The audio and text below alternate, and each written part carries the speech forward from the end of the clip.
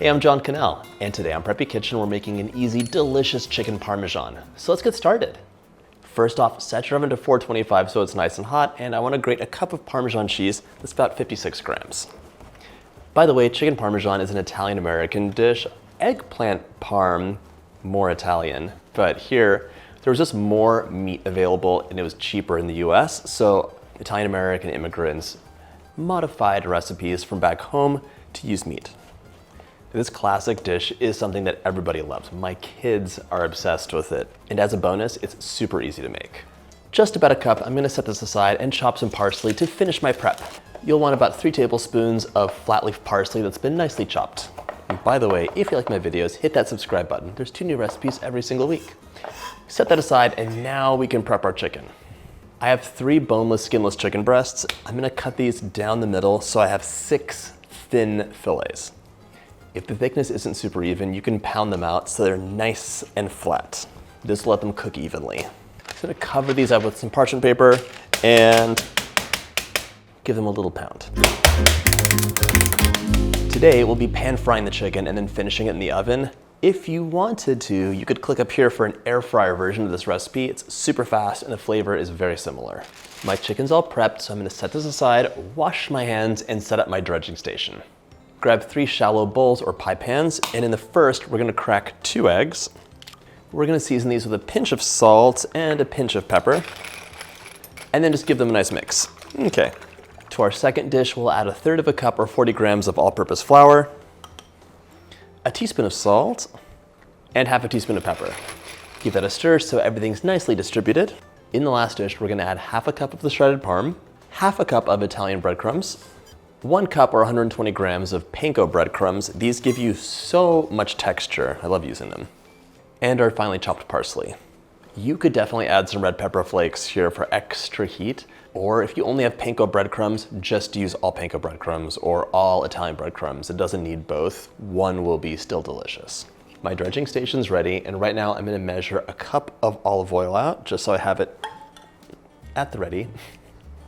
Now we can start dredging, so grab your first piece of chicken and we're going to cover that with our flour.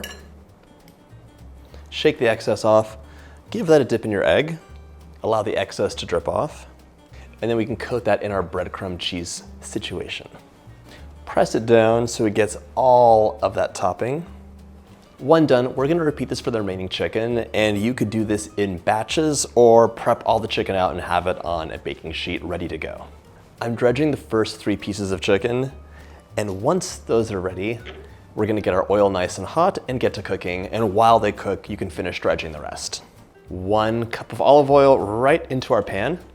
I did not wanna eyeball it this time because I don't usually add a cup of olive oil to my pans. It's usually 2 tablespoons. And we're gonna pop this over medium-high heat and let the oil heat until it's nice and shimmering. My oil is hot and shimmering, so we're gonna add our chicken pieces in, and you're gonna do 2 to 3, depending on the size of your pan. I think mine's big enough for 3. It's big enough for 2 pieces. This will cook for about 4 minutes per side or until it's golden brown. So give it a check every once in a while. Once it's golden, flip it over, and then you're gonna place that onto your baking sheet and complete the rest of the chicken pieces. That was golden in 2 minutes.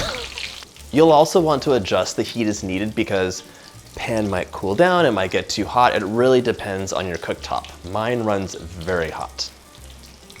My first 2 are done, so I'm placing those onto a paper towel lined baking sheet just to absorb some of the oil. And we're gonna continue on with the next batch. If you wanna step this out, you could make the chicken ahead of time and then just add the marinara and cheese later. This reheats really easily.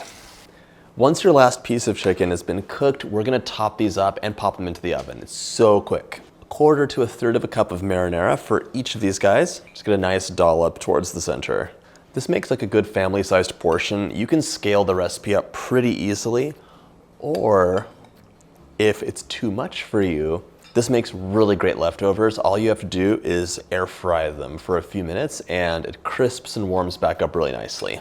I also have 2 cups of low moisture shredded mozzarella, and I'm just going to give each piece of chicken a really nice pile of that. If you'd like, you could use provolone instead of mozzarella. It's really any melty, delicious cheese.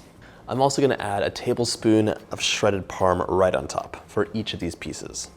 My chicken parm is ready to go into the oven 425 for 15 to 20 minutes or until the cheese is all melted and the chicken's been cooked through. Remember, we browned the chicken, it's not necessarily cooked all the way through yet. While that's baking, we'll make some pasta and get this all together. So I think chicken parm goes with everything, but the classic combination is with some spaghetti. So if you'd like that classic combination, get 1 pound of pasta and cook it in some salted boiling water until it's al dente. Then we're ready to combine. Top with some parsley, and just like that, you're ready to enjoy. The chicken is tender on the inside, but so crunchy and crispy on the outside. With the mozzarella and that lovely sauce and some pasta, how could you go wrong? I hope you get a chance to make this delicious and easy recipe. And if you like my videos, hit that subscribe button and check out my dinner playlist.